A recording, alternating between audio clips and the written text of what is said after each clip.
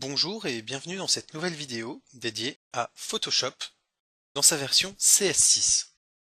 Aujourd'hui, nous allons voir une notion de base de Photoshop qui est la zone de travail et sa modification en cours de travail.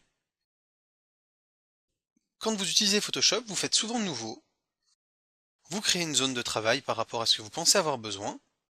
Vous allez par exemple y importer un certain nombre de documents.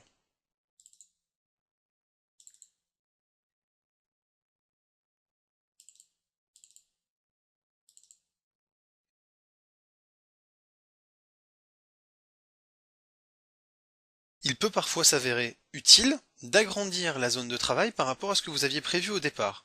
Imaginons que par exemple, maintenant, au-dessus de ce logo Lightroom 5, je souhaite importer le logo Photoshop pour par exemple faire une mise en forme où j'explique que Lightroom est un démembrement simplifié de Photoshop pour le traitement de l'image. Bien dans ce cas, je vais aller dans ici, Images, taille de la zone de travail, et là je vais pouvoir modifier ma zone de travail.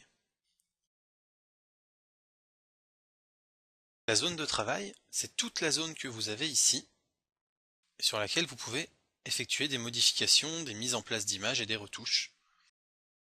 Et là, quand vous allez dans la taille de la zone de travail ici pour la modifier, elle se situe forcément au centre.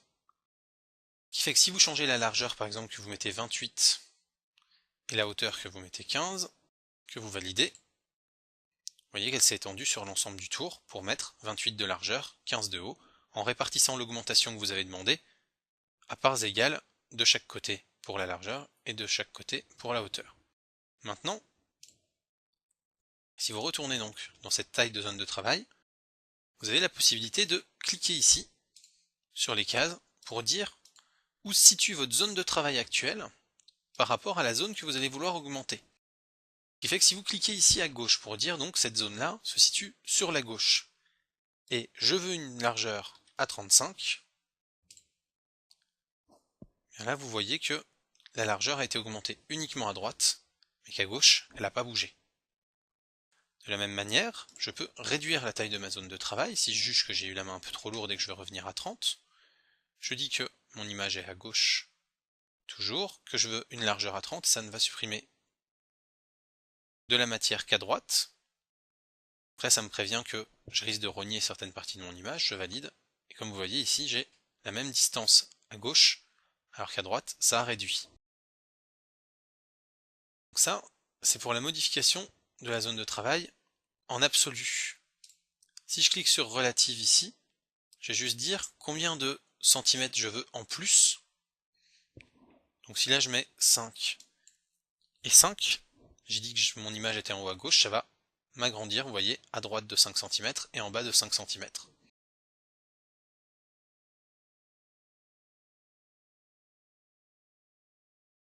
Après, vous avez donc d'autres options ici, c'est-à-dire que vous n'êtes pas obligé de travailler en centimètres, vous pouvez travailler en pourcentage, en pixels, en pouces, en millimètres, en points, en pica et en colonnes. Alors,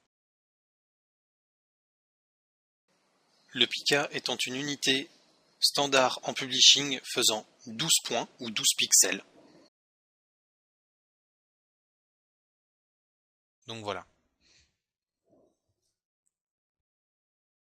Une fois que vous avez donc modifié votre zone de travail comme vous le voulez, vous pouvez de nouveau donc travailler à l'intérieur, et quand vous avez fini, vous allez peut-être vouloir redimensionner ensuite la zone de travail en fonction de ce que vous avez réellement utilisé. Alors plutôt que d'aller à tâtons dans la taille de la zone de travail ici, vous allez aller dans Rognage, d'après pixels transparents en haut, en bas, à gauche et à droite, OK, et là en fait il va prendre le premier pixel qu'il voit depuis le haut, le premier pixel qu'il voit depuis la gauche, depuis le bas et depuis la droite, et il va vous rogner votre image de manière à ne garder que ce que vous avez travaillé, et à ce que tous les autres pixels transparents et inutiles soient supprimés.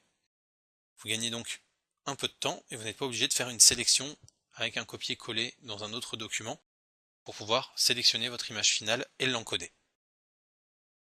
Voilà donc pour la présentation de la zone de travail et de comment l'adapter